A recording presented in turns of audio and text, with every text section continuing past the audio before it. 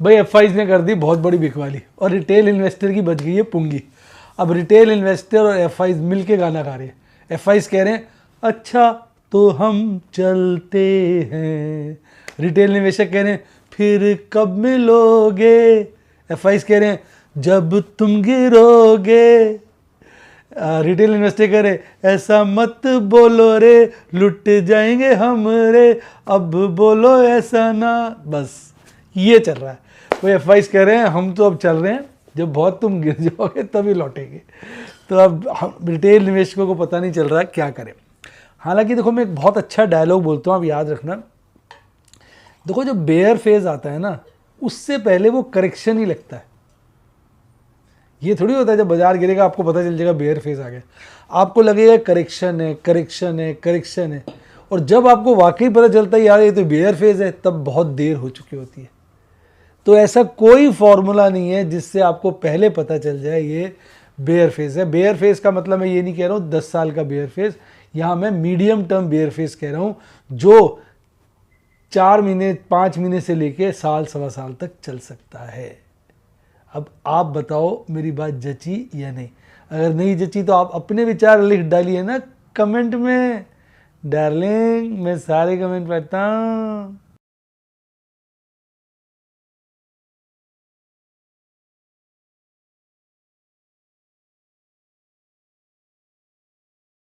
Share बाजार में assured या गारंटीड प्रॉफिट की उम्मीद नहीं रखनी चाहिए, या कभी भी किसी भी वक्त कोई भी अनएक्सपेक्टेड इवेंट की वजह से बहुत बड़ा घाटा हो सकता है, जिसके चलते आदमी की सारी पूंजी तबाह हो सकती है और वो फेल भी हो सकता है। शेयर बाजार बहुत ही खतरनाक जगह है, यहाँ एक भूल ही फाइनेंशियल तबाही के लिए काफी है।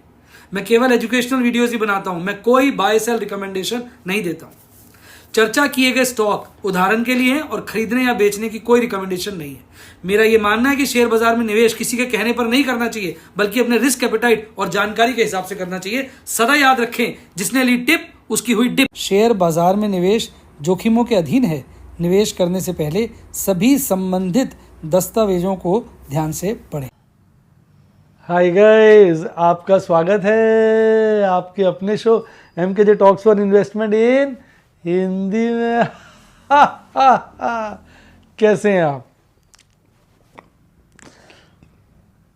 फेड ने रेट ऑफ इंटरेस्ट तो कट किया, पर साथ में बोल दिया जी अब 4 बार नहीं होगा 2 बार होगा।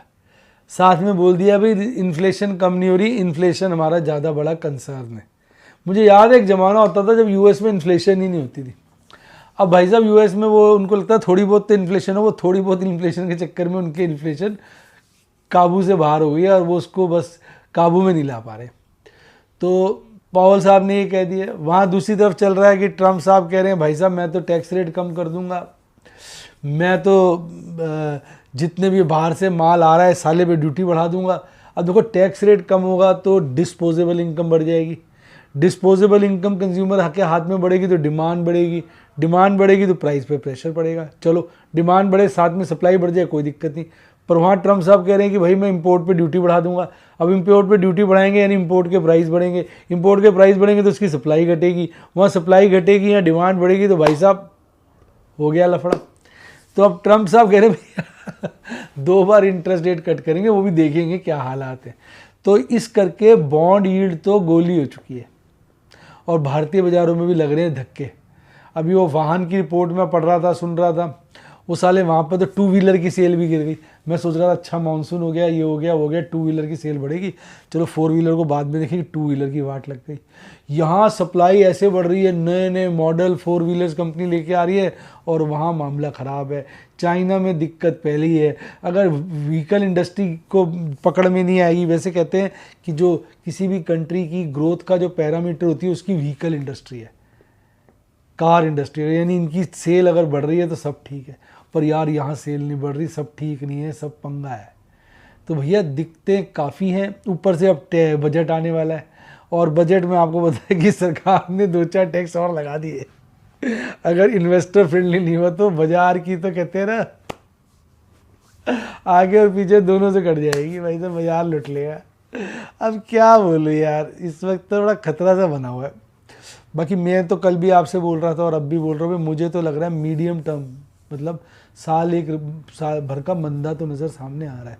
अब हो सकता है वो 8 महीने में हो जाए। और आज भी देखो शेयरों ने फिर नए बॉटम लगा दिए, उस लेवल से नीचे आ गए जिस लेवल पे गए थे पिछली बार। हालांकि अभी भी वहाँ से तो बाजार ऊपर, आज जैसे बाजार पहले बहुत गिरा था।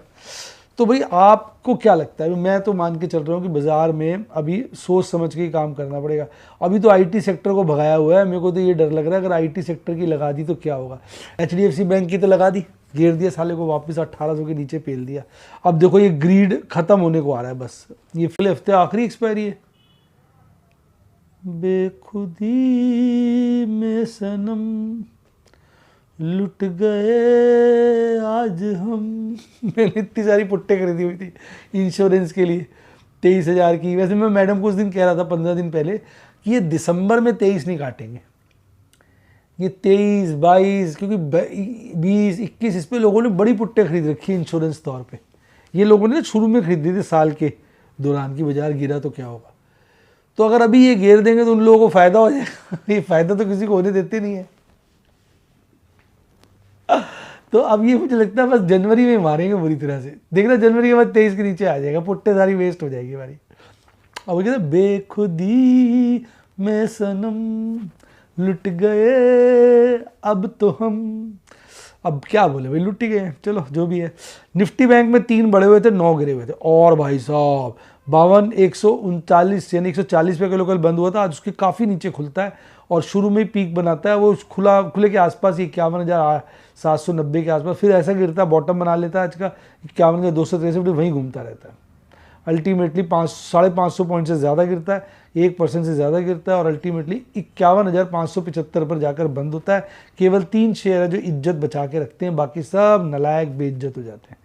बस ये 3 शेयर थे, बाकी सब तो बुरी तरह से उड़ी बाबा मैं तो गया, उड़ी बाबा तू भी गया। अब आज आईसीआईसीआई बैंक और देखिए एचडीएफसी बैंक, ये भी दोनों तो नंगे होने पे तुले हुए हैं। तो भैया बाजार गिरेगा तो कहीं भी, देखो सारे इसने भी तोड़ दिए। लोअर बोलिंजर बैंड को ये टच करने को तैयार है, ये बियरिश क्रॉसओवर बढ़ गया और ये भी 41 के लेवल का आ गया। तो भैया मैक्सिमम पेन अभी इसका वहीं टिका हुआ है 54,000 पे, सेकंड हाईएस्ट 53,000 पे, 53,500 पे, बाजार 51,500 पे। तो हालत तो ख़राब है। पीसीआर इसके में भी आज काफ़ी ओवरसोल्ड है। अब ओवरसोल्ड क्या, अब अगले हफ्ते सब नंगे हो जाएंगे, बर्बाद हो जाएंगे, ख़त्म हो जाएंगे। आज मैंने थोड़ा थोड़ा परचेज़ किया, 3 कंपनी परचेज़ की और शांति से अपने को बचा के रखा। तो ये थी सारी आज की कहानी।